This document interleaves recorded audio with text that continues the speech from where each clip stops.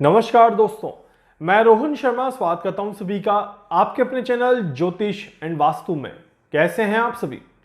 आज हम यहां पर बात करने वाले हैं एक बहुत ही ज्यादा इंपॉर्टेंट टॉपिक के बारे में।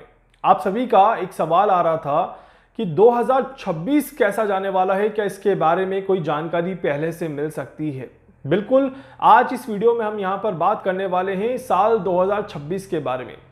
2025 के साल के जनवरी से लेकर के मई तक का समय ऑलमोस्ट समाप्त हो चुका है। मई के कुछ ही दिन बाकी हैं और मई का महीना भी निकल जाएगा।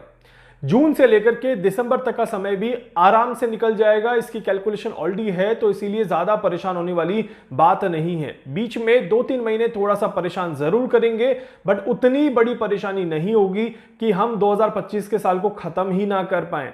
तो इसीलिए ये भी पूरी तरह से क्लियर है कि 2025 बड़े आराम से खत्म होता हुआ नजर आएगा।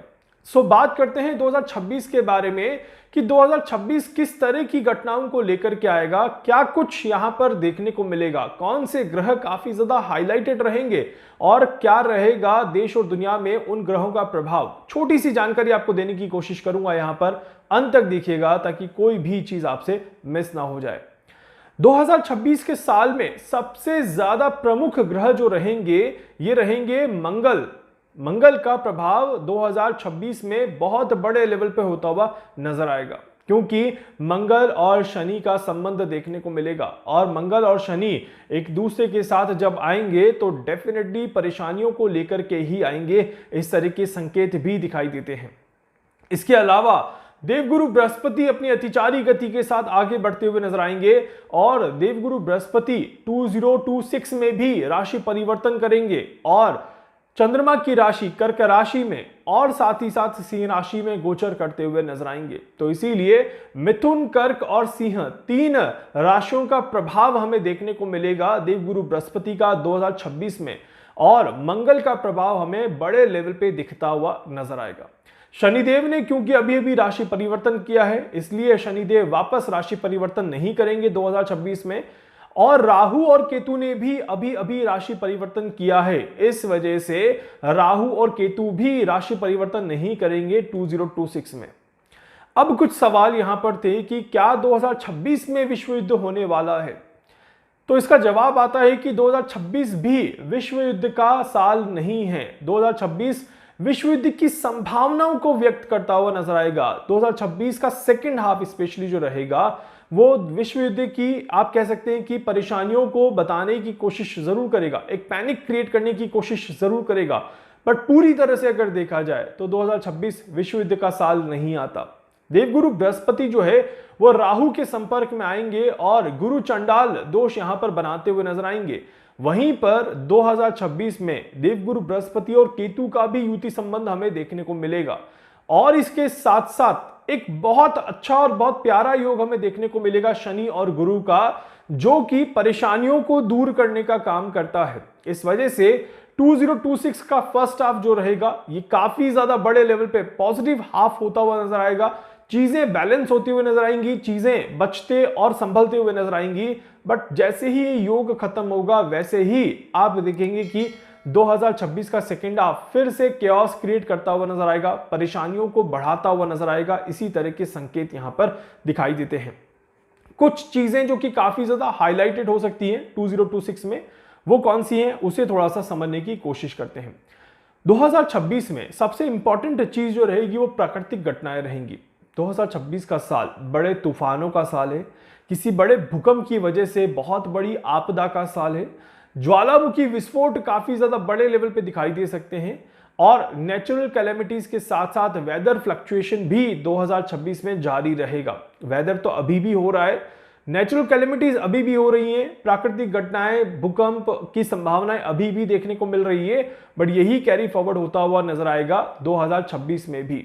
इसीलिए 2026 का साल भी इसी तरह से आगे बढ़ता हुआ नजर आएगा। सरकार के लिए, सरकारी योजनाओं के लिए, प्रकृति के लिए और साथ ही साथ प्रकृति को संभालने के लिए 2026 एक बहुत महत्वपूर्ण साल है। सरकार कोई बड़े निर्णय ले सकती है, सरकार किसी बड़े लेवल पे अपने आप को लेकर के जा सकती है, सरकार में बहुत बड़े बदलाव पॉसिबल हैं। साथ ही साथ सरकार जनता के लिए कुछ बहुत बड़ी योजनाएं या कोई बहुत बड़े रूल्स एंड रेगुलेशंस अप्लाई कर दे तो इस तरह के भी योग यहां पर जरूर बनते हुए नजर आएंगे। पॉलिटिक्स और पॉलिटिक्स से जुड़ी हुई चीजों के लिए 2026 का साल बहुत ही ज्यादा इंपॉर्टेंट साल रहेगा। बहुत सारे लोग यहां पर यह भी डाउट में हैं कि क्या बीजेपी 2026 में सरवाइव कर पाएगी या नहीं कर पाएगी। तो यहां पर 2026 में बीजेपी का केंद्र से हटना तो नहीं दिख रहा। इसका मतलब है कि केंद्र पर बीजेपी ही रहेगी और कोई बड़े परिवर्तन होते हुए केंद्र में नहीं दिखाई देते, ये भी क्लियर है। बट ये सरकार की तरफ से कोई बड़े कदम उठाए जा सकते हैं, इस तरह के योग यहां पर जरूर बनते हैं। भारत और पाकिस्तान के बीच में अगर हम तनाव की बात करें तो भारत और पाकिस्तान के बीच का तनाव बढ़ता हुआ नजर आएगा। मार्च 2026 के बाद से भारत और पाकिस्तान के बीच में परेशानियों की जो एक आप कह सकते हैं कि लाइन लगेगी, वो लाइन समय के साथ काफी ज्यादा बढ़ते हुए नजर आएगी। काफी ज्यादा प्रॉब्लमेटिक इक्वेशंस देखने को मिलेंगी। इस तरह के योग यहां पर बनते हैं।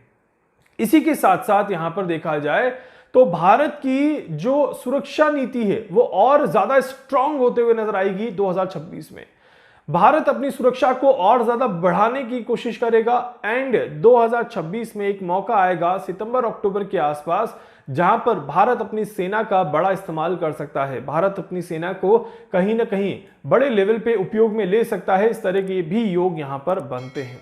इसके अलावा यहां पर देखा जाए तो देखिए विश्व में एक बड़े लेवल पे केओस दिखता हुआ नजर आता है, एक बड़े लेवल पे भय का माहौल दिखता हुआ नजर आता है और कहीं ना कहीं हमें ऐसा लगेगा कि ये विश्व युद्ध का समय है या ये विश्व युद्ध आ चुका है। बट ऐसा होता हुआ नजर नहीं आएगा, दिखेगा कुछ और, अगेन फीलिंग्स कुछ और आएंगी, बट प्रैक्टिकलिटी में चीजें थोड़ी सी अलग होते हुए नजर आएंगी। इस तरह के संकेत काफी ज्यादा दिखाई देते हैं। बट एक और चीज जो मैंने अपनी कैलकुलेशंस में देखी है कि 2026 का साल एशिया के लिए बिल्कुल भी अच्छा साल नहीं दिखाई देता। 2026 के साल में एशिया को बहुत सारी चीजों में परेशानियों से उलझना पड़ेगा। अब एशिया की जब हम यहां पर बात कर रहे हैं तो भारत की, पाकिस्तान की, चाइना की, बांग्लादेश की, नेपाल की, सारी जो कंट्रीज एशिया के अंदर हैं वो सारी यहां पर दिखाई देती हैं। इस वजह से एशिया के लिए 2026 परेशानियां लेकर के आएगा। ईस्ट एशिया, साउथ एशिया और साउथ ईस्ट एशिया और मिडिल ईस्ट में भी कहीं ना कहीं कोई ना कोई परेशानियां ज्यादा देखने को मिलेंगी। इस तरह के संकेत बन रहे हैं। सो ओवरऑल अगर देखा जाए तो 2026 भी हम देखेंगे और 2027 में भी हम प्रवेश करेंगे। तो आप अपनी फ्यूचर की जो भी प्लानिंग्स है वो 2025 और 2026 को लेकर के बड़े आराम से बना सकते हैं। किसी भी तरह के डर के माहौल में जीने की जरूरत नहीं है कि क्या 2026 का साल जाएगा अच्छा, नहीं जाएगा अच्छा, कैसा होगा, कैसा नहीं होगा, हम देख पाएंगे, हम नहीं देख पाएंगे, हमें योजनाएं कैसे बनानी है। फ्यूचरिस्टिक चीजें वो सभी लोग जो अभी ही विदेशों में है बट विदेशों से आ रहे हैं वापस डर के कारण से, उन्हें मैं यही कहूंगा कि 2025 भी आप आराम से रहिए, 2026 भी आप आराम से रहिए। वापस आने की जल्दबाजी ना करें क्योंकि ऐसा कोई नीड यहां पर एस्ट्रोलॉजिकली नहीं दिखाई दे रही। तो आप अपने काम पर फोकस करें, अपने काम को अच्छा करने की कोशिश करें और अपने आप को स्टेबल रखने का प्रयास जरूर करें ताकि आप सभी को कोई परेशानी ना हो।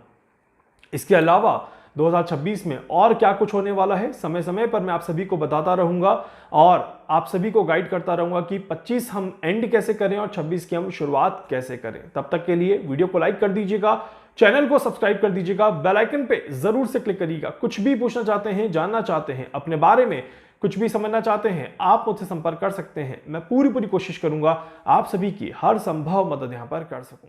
धन्यवाद।